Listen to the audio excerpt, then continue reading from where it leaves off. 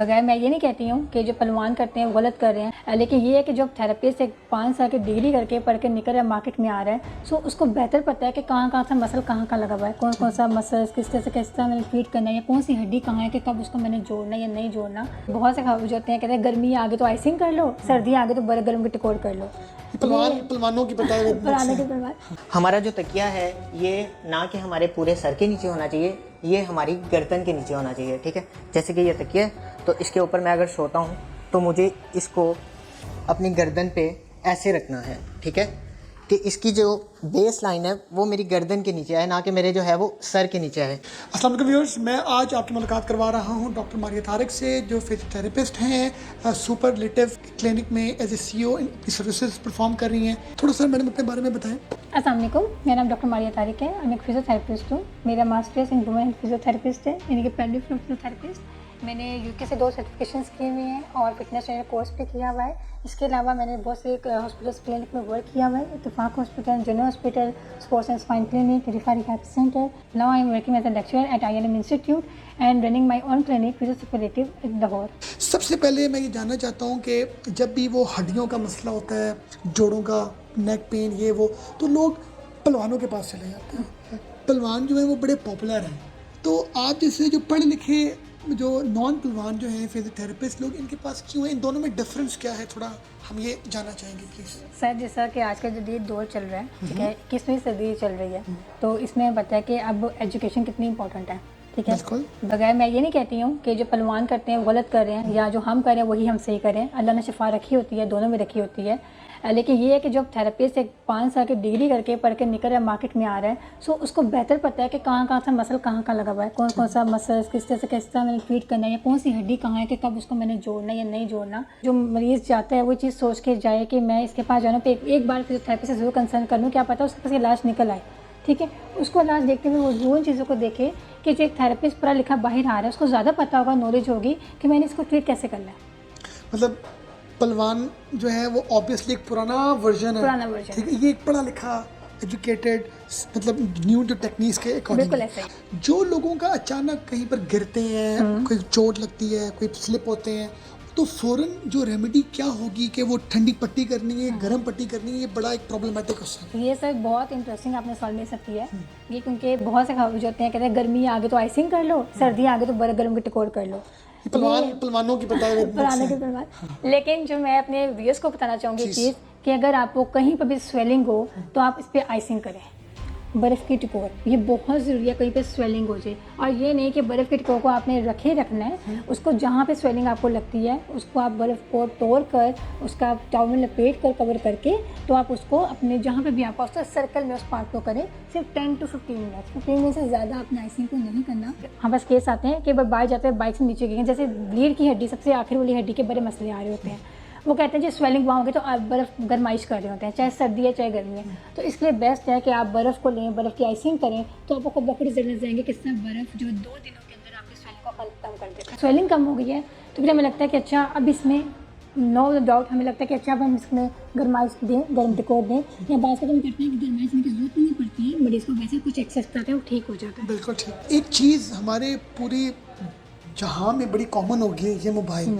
आप बताइए, आपके पास बहुत से पेशेंट्स आते हैं जिनको नेक पेन होता होगा, हमें अपना जो पैटर्न है मोबाइल यूज़ करने का वो कैसा रखना चाहिए? ये ज़रा आप प्रैक्टिकली हमें कोई डेमोन्स्ट्रेशन दें, डेमो दें, किस तरीके से हमें अपनी नेक रखनी चाहिए ताकि हमें आप मतलब एक्सपर्ट कंसल्टेंट के पास ना पड़े और मामला ठीक रहे प्लीज़। सर, चाहे वो नेक है, चाहे वो आपका मोबाइल है, चाहे वो आपका लैपटॉप है, ये बड़ा ज़रूरी है कि जब आप लोग कंजेक्टिव, क्योंकि अब ज़्यादातर ऑनलाइन वर्किंग में बहुत ज़्यादा काम करते हैं, मीडिया पे काम करने का लैपटॉप, लोग 8-8 घंटे लैपटॉप को यूज़ कर रहे होते हैं, तो इसके लिए बड़ा ज़रूरी है कि आप अपने 2 घंटे निकाल के, जब अपने कंटिन्यूस वर्क कर रहे हैं तो आप 2 घंटे निकाल के उसके बाद अपनी एक्सरसाइज करना शुरू करें, जो मैं आपको 20 सेकंड पे कुछ एक्सरसाइज बताऊँगी। ठीक है सर, अब बात करते हैं लैपटॉप की, तो आपका लैपटॉप का लेवल आपके इक्वल होना चाहिए, इक्वल होना चाहिए, ताकि आपकी चेयर और आप बिल्कुल कंफर्टेबल हो तो आपको यूज़ कर सकें, यानी कि आपका आई कॉन्टैक्ट ये ना हो कि बिल्कुल यूँ हो और आप यूँ होकर देख रहे हो। इस टाइम कुरान पाक की बात भी करते हैं ख़वातीन के ऊपर, जो ख़वातीन कुरान पाक यूज़ करने पड़ती हैं, मतलब हम भी पढ़ते हैं, फीमेल्स मेल दोनों पढ़ते हैं, तो ये इस तरह के कुरान पाक पढ़ रहे होते हैं। अच्छा जी, हम पढ़ें, सो उनके लिए ये कि अपने लेवल पर कुरान पाक को ले आएँ। जब अपने लेवल कुरान पाक को लेकर तो उनको विजन होगा, देखते हुए आसानी हो जाएगी। इसी तरह फ़ोन की बात भी आती है, सबसे इम्पोर्टेंट चीज़ जो कि मैं बहुत अपने मरीज़ों को भी करती हूँ, खुद भी इसको अवॉइड करने की कोशिश करती हूँ कि बेड पर फ़ोन को, लैपटॉप को यूज़ ना करूँ। अच्छा। मैं जब भी लैपटॉप पे काम होता है तो मैं चेयर को यूज़ प्रेफर करती हूँ। अगर आपके घर में आपके रूम में टीवी है रूम में तो उसको निकाल दें, क्योंकि बहुत से केसेस हमें कोविड में देखने पड़े जिनकी वजह से उनके बैक, उनके नेक के इश्यूज बहुत ज़्यादा कॉमन हुए। अब जब आप लोग बैठते हैं तो अपनी प्रॉपर सीटिंग की सर्च करें कि आपकी हिप जो है बैक को टच हो रही हो, ठीक है। देन सेकेंड, अपने फ़ोन को आपने अपने इस लेवल तक लेके आना है, आपने यूज़ करना है, ठीक है। आप कुछ ज़्यादा यूज़ करें तो अब थोड़ा सा यूँ हो जाते हैं, देन दोबारा अपने आप रूम लेके आएँ, थोड़ा ब्रेक ले लें थोड़े कुछ सेकंड के लिए। जो लोग बहुत ज़्यादा सोशल मीडिया को यूज़ करते हैं, मतलब कुछ काम के लिए करें, कुछ ऐसे देखने के लिए, तो उनके लिए जो कोई काम नहीं करे तो उसको बस चंद सेकंड या चंद मिनट्स के लिए आप देखें तो छोड़ दें। लेकिन कोई काम के लिए करें तो बीच में एक्सरसाइज करें, जैसे अपनी सिंपल एक्सरसाइज जो आपको गाइड भी कर देती हूँ। इस तरह से नेक की एक्सरसाइज है जो आपने बिल्कुल अपनी मूवमेंट करनी है तो अपने फ्लेक्शन कर सकते हैं, यानी कि इस तरह से गर्दन को 5 घुटना, गर्दन को 5 घुटना बैक की साइड 5 मिनट्स के लिए 5 टाइम्स। 5 टाइम्स 5 टाइम्स ऐसे 5 टाइम्स किया, यस, फिर ऐसे किया, बैक में ठीक है। फिर साइड पे लिए, ठीक है, एंड नॉर्मली इस साइड पे लिए। ये जनरल थी ROMs, यानी कि रेंज ऑफ मोशंस। मुझे बताएं कि बच्चों के लिए आप क्या डाइट रिकमेंड करती है, कौन से फ्रूट्स, कौन से वेजिटेबल्स, और इसी तरह जो अडल्ट्स हैं, ठीक है, और जो एजेड लोग हैं, इन तीनों का ज़रा प्लीज़ के इसमें हमें क्या अपना। श्योर। जैसे कि बच्चों के बारे में आते हैं तो 12 साल तक चाहे फीमेल है चाहे मेल है, उसको दूध को ज़रूर उसको प्रेफर करें कि वो दूध का एक गिलास पी के रात को ज़रूर सोए, रात को, ठीक है। या मॉर्निंग में भी अगर पीना चाहे तो मॉर्निंग में भी ले सकते हैं। फिर सेकंड पॉइंट आ जाती है बात कि अपने कैल्शियम को, जिन बच्चों की बहुत से वह जिनकी ग्रोथ नहीं हो रही होती है, सो वो उनको प्रेफर कैल्शियम इंटेक करवाएं बच्चों में। मीठा खाते हैं, मीठा खाने से कभी भी कीड़ा इतना लगता नहीं है जितना कि इंटरनली आपकी डाइट अच्छी ना होने की वजह से आपको आपके दांतों में कीड़ा लग रहा होता है, आसान लफ्ज़ों में।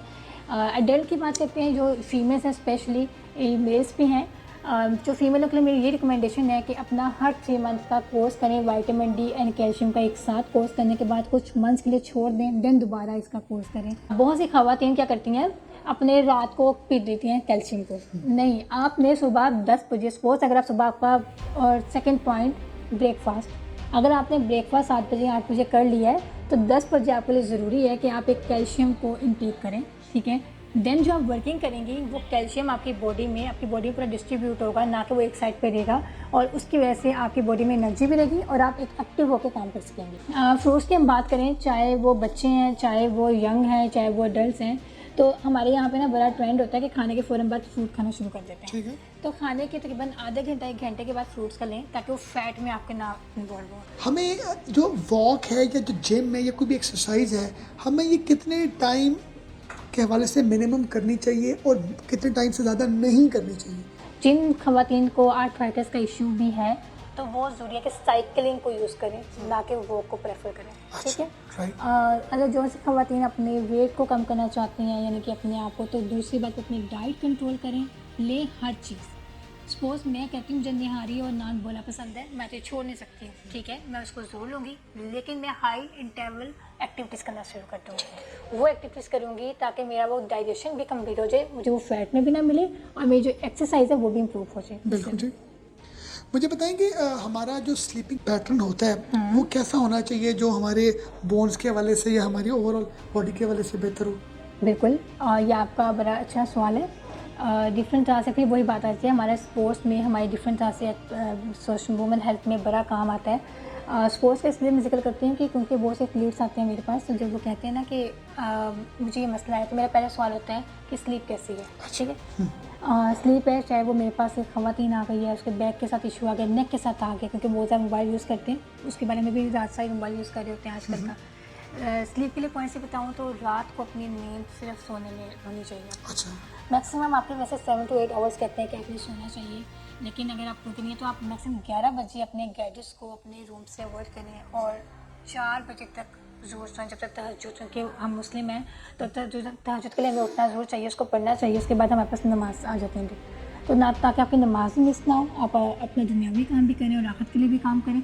सो मेरी जो है कि आपकी ये 11 से ऑनवर्ड इतने टफ टाइम में 11 से 5 तक आपकी जो है स्लीपिंग पैटर्न। इसमें मतलब हमारे कोई पोस्चर भी कोई स्पेसिफिकली आप रिकमेंड करेंगे? बेस्ट स्लीपिंग पैटर्न ये होता है कि आपने एक नॉर्मली अपना कुशन को यूज़ किया है, कुशन को यूज़ करने के साथ आप साइड लाइन में यानी कि करवट लेके सो रहे हैं, सो करवट के दरमियान में भी एक तकिया रखें ताकि वो आपको इशू ना करे, पेन ना बाद में हो, सो आप उससे यहाँ रोटेशंस आप डिफरेंट लेती रहें, तो वो सबसे बेस्ट है। सीधा सोना कुछ लोगों की आदत होती है, तो हम उसको ख़त्म नहीं कर सकते, लेकिन हम गाइड जो कर सकते हैं कि आप एक पोजीशन में रहकर नहीं सोएं। प्रोसेस चेंज करना Posture चाहिए। change करना ठीक है, आप बताइए बीइंग एज ए डॉक्टर आपके पास किस तरह की ज़्यादा पेशेंट्स आते हैं? आपको क्या लगता है कि हमारे मुल्क में इस तरह की प्रॉब्लम्स ज़्यादा हैं और इसको किसी से ओवरकम किया जा सकता है? मेरे पास बहुत ऐसे पेशेंट्स आते हैं जिसको बैक एक का बहुत ज़्यादा कॉमन है, बैक एक, फालज, ठीक है। उसके अलावा नेक पेन के साथ आते हैं, घुटनों की आर्थराइटिस के साथ आ रहे होते हैं स्पेशली।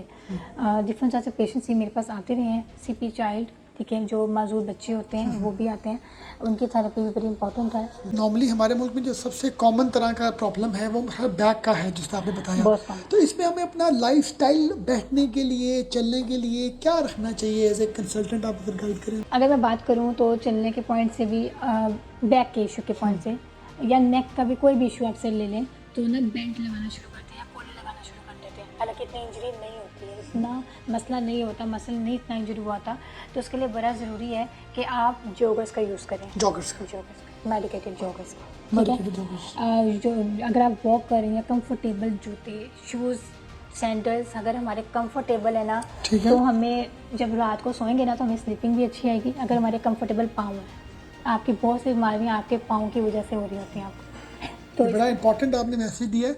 नॉर्मली हम लोगों की आदत जो आवाम है वो कैंची चप्पल के साथ सारे काम कर रही होती है। तो ये आपने कहा है कि जी कि हमें कोई ना कोई जो हमारा फुटवेयर है वो उसका कंफर्ट होना बहुत ज़रूरी है। 3-4 तरह के हमारे इश्यूज बहुत कॉमन देखने को मिलते हैं, एक बैक का, एक नी का और एक नेक का। जी। किसी तरह का भी प्रॉब्लम इन तीनों में से किसी को होता है, वो लोग फ़ौरन सर्जरी के लिए चले जाते हैं। तो इस बारे में आप थोड़ा एजुकेट करें कि सर्जरी में जाना चाहिए या फिजियोथेरेपिस्ट के पास आना चाहिए? सर पहली बात ये डिपेंड करता है कि वही बात आ रही है जो मैं बार बार थोड़ा सा कह रही हूँ, तो डिपेंड करता है सिविलिटी कितनी ज़्यादा है, ठीक है। मतलब कि आपके घुटने किस लेवल के ख़राब है, या आपकी कमर का कोई ज़्यादा मसला तो नहीं होना शुरू हो गया, या आपकी गर्दन का कोई ज़्यादा मसला तो नहीं होना शुरू हो गया। सर्जरी से पहले अगर आप फिजियोथेरेपी से कंसर्न करते हैं तो वो आपको डिफरेंट एक्सरसाइज ज़रूर बताता है कि ये आप एक्सरसाइज करें, इस एक्सरसाइज से आप बेहतर हो जाते हैं। अगर तो आप उस एक्सरसाइज से बेहतर हो जाते हैं तो आपको सर्जरी करने की ज़रूरत नहीं पड़ती है। और अगर आप बेहतर नहीं होते हैं फिर आपको सर्जरी, आपको फिजियोथेरेपिस्ट रिकमेंड करता है कि आप सर्जरी करवाएं। सर्जरी करवाने के बाद फिर आपकी दोबारा फिजियोथेरेपी की जाती है। सर्जरी करवाने से पहले फिजियोथेरेपी का क्या फ़ायदा है और सर्जरी के बाद क्या? एक नॉर्मल बंदा अगर सर्जरी करवाने जा रहा है तो क्या होता है कि सर्जरी करवाने गया है तो उसके मसल थोड़े से एक्टिव होते हैं। राइट। सर्जरी के बाद हम जब उस मसल को देखते हैं तो हम एज अ थेरेपिस्ट हमें पता है कि अच्छा हमने सर्जरी करवाई तो ये मसल्स किस लेवल, किस ग्रेड पर है, हमें कहाँ से ग्रेडिंग शुरू करनी होती है। तो therapy before and after surgery के ये बेनिफिट्स हैं।